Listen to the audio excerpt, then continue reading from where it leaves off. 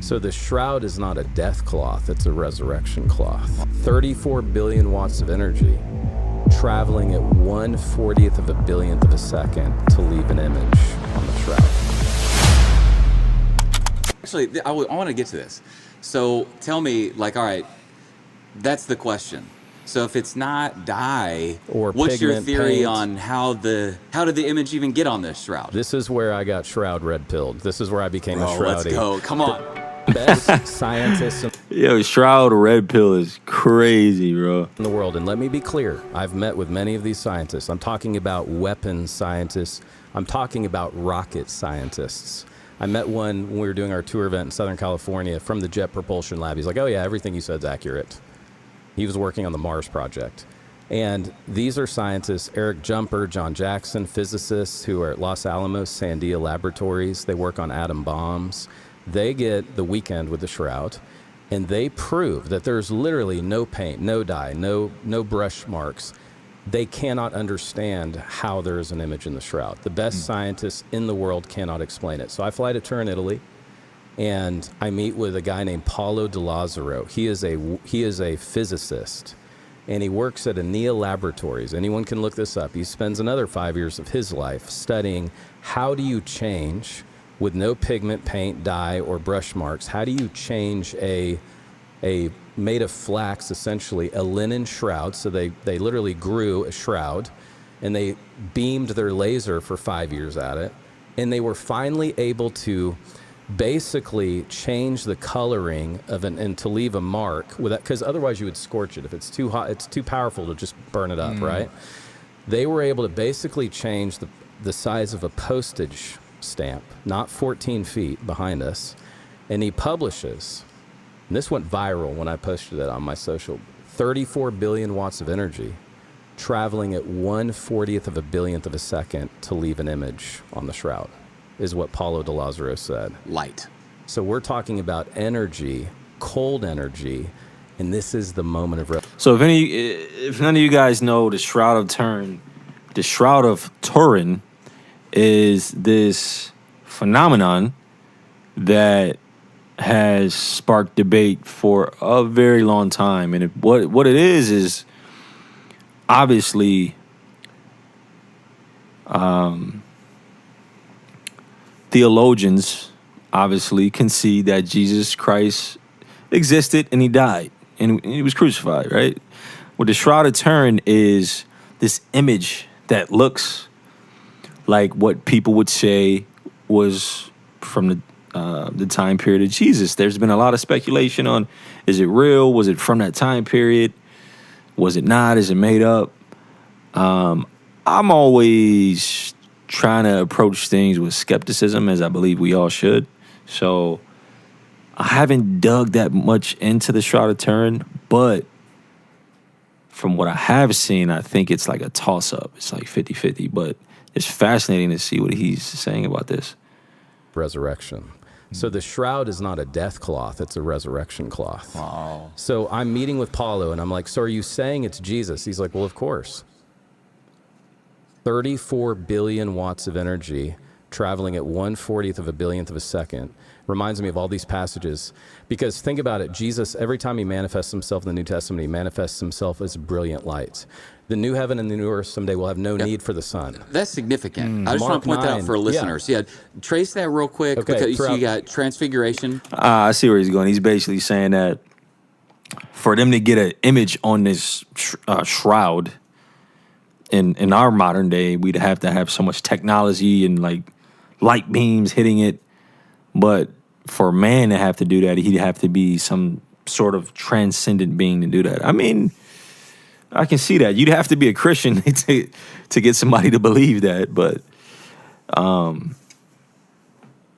yeah, wow, that's fascinating. His face was changed, became like lightning. Mark Obviously, 9. Yep. You got Revelation. Yep. Same but thing. you have Paul, and I have filmed on Roman roads at noonday, okay, and in the land of Israel, curbed, they're first century roads. It's hot. I'm sweating. Paul says that he has an experience of seeing the resurrected Christ, and if you follow the book of Acts, he says it was brighter than the noonday sun. Is anyone getting chills yet? So what we have in this residue What we have is this signature on the shroud of the moment of Jesus' resurrection that is so powerful, it literally left a selfie mark on it. Gracious. This is Jesus. That's fascinating. If the Shroud of Turin is actually the cloth that was over Christ. Now, I'm going to do, over the weeks, over the months, years, I'm going to do as much research as I can on the Shroud of Turin. But from what I've seen so far, it's a toss-up. I mean, it sounds good. And I'm following him like that's fascinating. My God, Jesus believing brain is just like, yeah, it wants to believe that. But we got to find some evidence on that. Jesus' selfie. Wow. So the theory is that in At the that same moment. in the same way that at the Transfiguration, hey, Yep. his face Boom. became like lightning. It kind of upon resurrection, that same light of glory manifested itself and left that. That's the And it pushed a 2,750-pound tomb out of the way. gracious. Wow. But let me show you. This is animated. Okay, so play this for a minute. You damn right. That tomb, man. People talking about it was the disciples that went in there and stole a body and moved that tomb out the way. That was Jesus. I want you to see. This is a shroud. Now hit play. Okay. Boom. Wow. That is what happened. That's slow motion. Huh. So Jesus didn't like stand up like Lazarus and take his grave clothes off. His body emanated at the moment of resurrection through the shroud. What makes you say that? There it is. Look. And by emanated, Jeremiah, you mean Literally, physically. Well, because Jesus Disappeared? could appear in rooms and then disappear. Yeah, he walks If you through the read- door. So His that body has new capability. Yeah, we have that in the Bible, obviously. Like, he appeared in rooms. But again, if we're going to jump and say this with the shroud, we first have to, like, prove that really was the cloth over Christ. You know? And I'm only approaching this with skepticism because do we have enough evidence to say that was the cloth over Christ? I think it can go either way. Yeah. As ours will in the resurrection. It's not, this world does not have any control over him anymore. And so I thought he would like stood up and pulled off. No. So when John, does anyone have a Bible? John 20. one. We need to look at John 20, 5-8. So we created this. Shout out to Stargate Studios in Malta.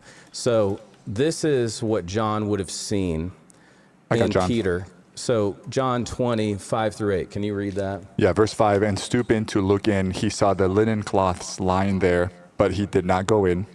Then Simon Peter came following him and went into the tomb. He saw the linen cloth lying there, and the face cloth which had been on Jesus' head, not lying with the linen cloth, but folded up in a place by itself. Then the other disciple who had reached the tomb first also went in, and he saw and believed. He saw, and what did he see? The linen cloth. Fascinating. And you guys, this is dude, a- I'm just putting this together. So you're saying he may have gone in and seen That's what the he saw. imprint. Okay, so I just Googled it, right? I said, what's the best evidence to prove the Shroud of Turin is real? And it says, superficial image formation. The image is not painted, dyed, or burned using heat. The discoloration affects only the outermost fibers of the linen threads without penetrating the cloth. Scientists have no proven explanation for how an image with this exact property was created. Now that is incredibly fascinating. Three-dimensional data. When analyzed with specialized imaging tools, the image exhibits encoded 3D information, meaning the shading corresponds to the distance the cloth was from the body. This rules out typical contact imprints or artist rendering. So it's basically not a fabricated or created image.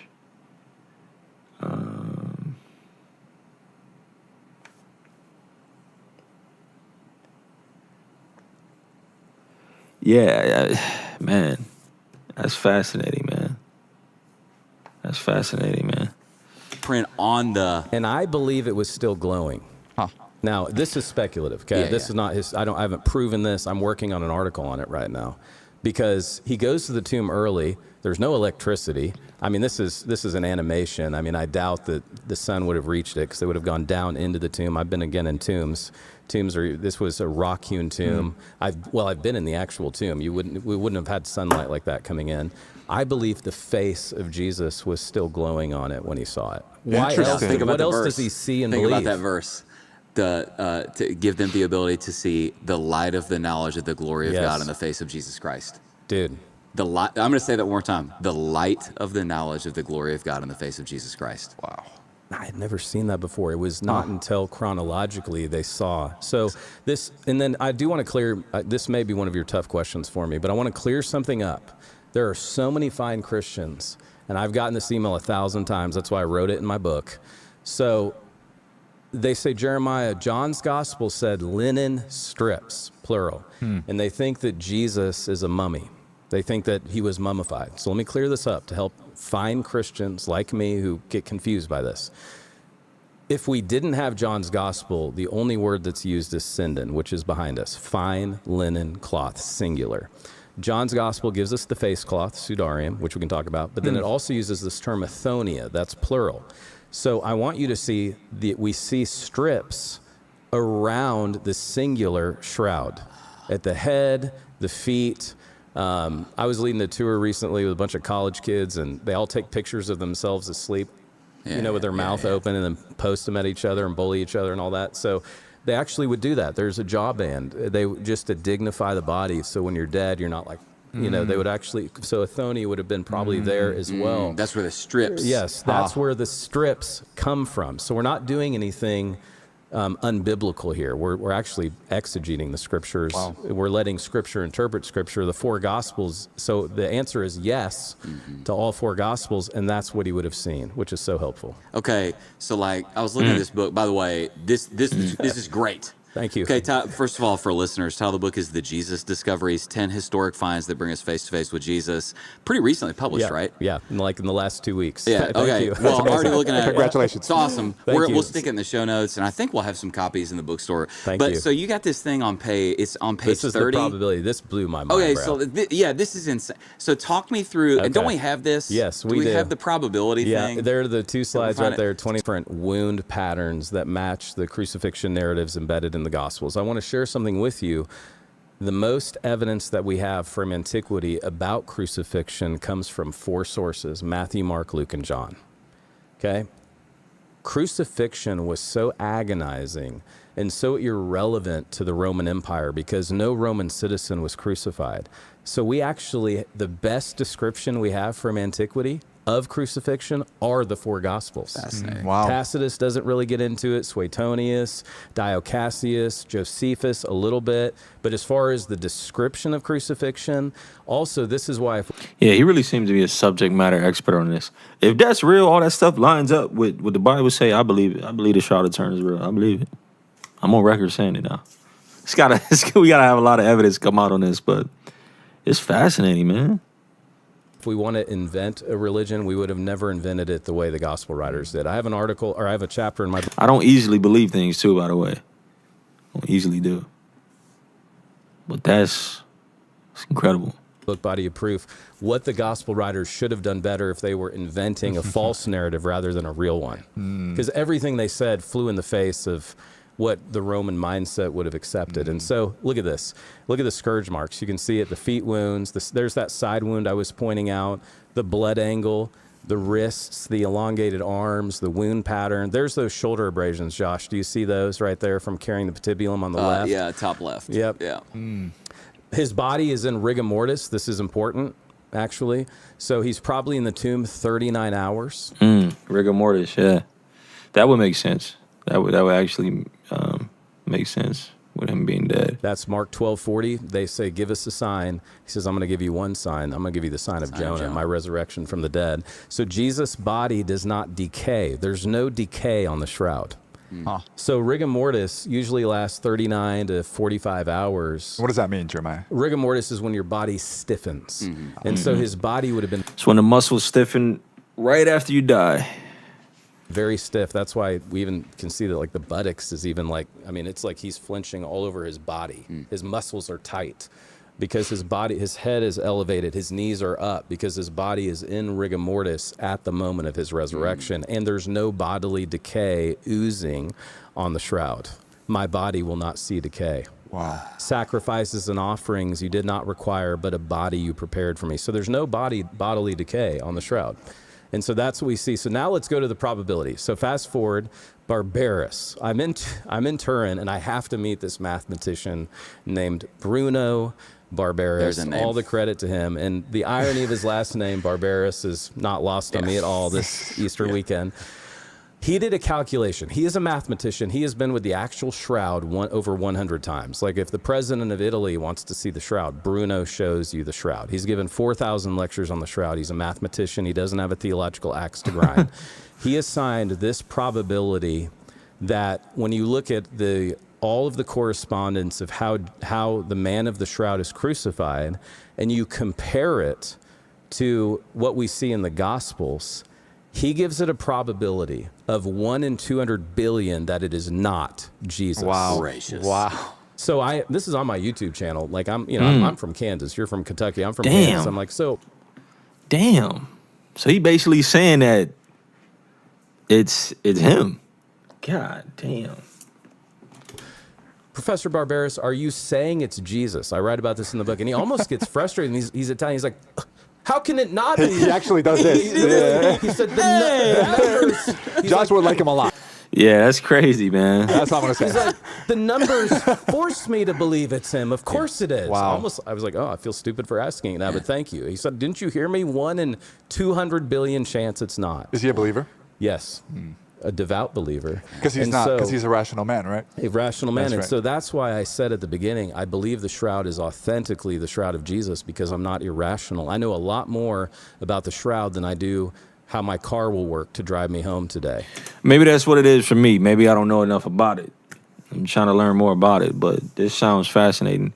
I just briefly overviewed it, and I knew that obviously, like anything, it's gonna go both ways. But the hearing what he's saying, how he's lining up with the infliction points in the Bible, and how I read off that information about it basically scientifically proving that it's not a fabricated image on that piece of fabric. That's fascinating, man. Damn, that's crazy. I want to learn more about this. I'm going to definitely check his book out, too. Wow. And I have no problem getting in the car and driving home. I have no clue how the air conditioning works, the transmission. I know some of our audience does, but I know a lot more about the shroud. All right, go back to this real quick. Yeah. Now, is there anything you're going to point out here? Can I ask a question? Go right ahead. All right. No. So, okay, but what about this? What I'm assuming people would say is, yeah, man, but somebody would just read the gospel accounts and they would know what to put into the shroud, Right. to match so it's marksman's error. Right, You see what I'm exactly. saying? Yeah, They would have for known sure. what to do, so the probability thing doesn't work. The cumulative data that you would have to add to that then is, okay, you would have to actually crucify someone to do that. They would have to have type AB blood. They would have to have pollen from the 1st century. You'd have to have a side wound in the exact spot between rib 5 and 6. Another. Oh, there's a side wound on the Shroud of Turin, too? Where they stabbed Jesus in the side? No way, bro. Dang. I feel like I'm a juror on a homicide case, but the facts is lining up. Dang, I wasn't there, but it sounded convincing. Other thing that people would definitely get wrong if you're a hoaxer is you would have made Jesus much shorter. Because people often say, oh, people were only about 5'1". The women were like 4'11". We actually have people crucified taller than Jesus in Jerusalem from the reign of Pontius Pilate. The tomb of Yehohanan. I think he was 6'11", something like that. 6'6" to 6'11". So the fact that Jesus is 5'10" to 5'11", according to this, you wouldn't have made that up. You wouldn't have known that. You would have actually. Nah, come on, give Jesus 1 more inch, man. He's 6 feet around here, man. Come on, man. He's not 5'11". He's 6 foot. Probably was 6'2". Actually guessed wrongly. So again, all of the cumulative data is easy to respond to that and just say, well, no, actually, and again, no one else crucified their victims this way. You would have probably been more influenced by the fact that there would be no crucifixion, there would be no crown of thorns. His legs would have been broken. It would not have lined out this and way. I'm a dumb Kentucky Yeah. kid, but I'm even No. thinking here for a second. All right, so like, if the theory the skeptics have is this thing was created in like the 1300s. 1260 to 1390 based on carbon dating. Okay, I'll get to that in a Yeah. second. I'll get to that in a second. You're beating me to the punch Yeah. here. So, and what you said is if somebody had done that, then they would have based all of this on medieval Right. art. And to Which- your point earlier, all medieval art, for instance, with the crown of thorns, Yes. all medieval art makes it like a wreath. And through the palms. Yep. Yeah, Yeah, that's right. all of that. And that's Yeah. right. But on the shroud, it's a helmet. So there's things like that. It's like, man, And he has a long beard. He has long hair. He has a beard that's been plucked in the front. okay. So don't you have something about the face? Yes. Okay. So these are all what we call the icons.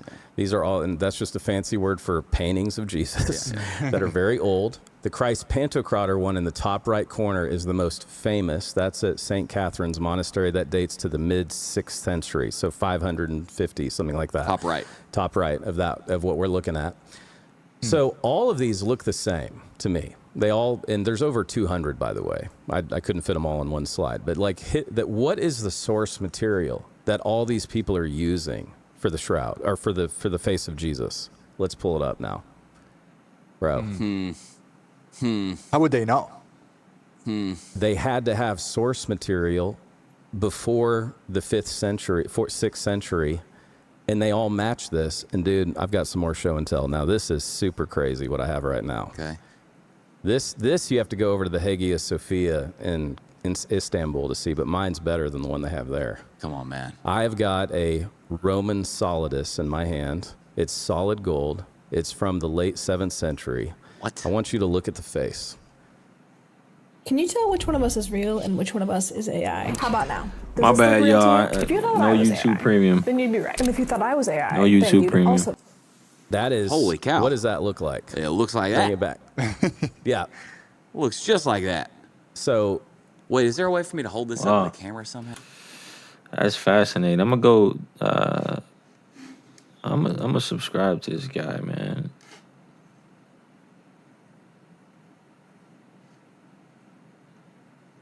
Yeah, A let's real find this- guy. Dot on a. That's fascinating.